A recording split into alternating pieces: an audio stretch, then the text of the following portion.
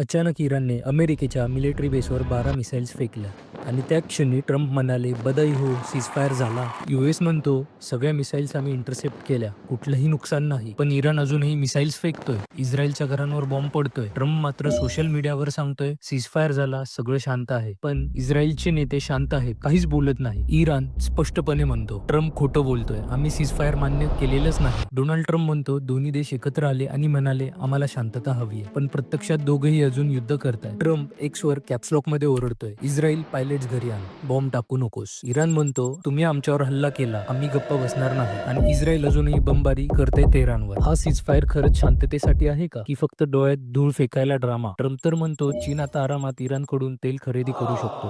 पण प्रश्न असा आहे, युद्ध खरंच थांबतंय का, की अजून मोठं काही होणार आहे? आणि हेच ते युद्ध जे ट्रम्प म्हणतो मी थांबवलं, पण इथे तर मिसाईल्स अजूनही उडतायत. सांगा ना ट्रम्प, नेमकं कुणाला फॉलो करतोस, सीजफायरला की तमाशाला? अगदी सिरियसली, जर इराणचा न्यूक्लिअर प्रोग्राम अजूनही चालूच असेल तर ट्रम्पने थांबवलं तरी काय?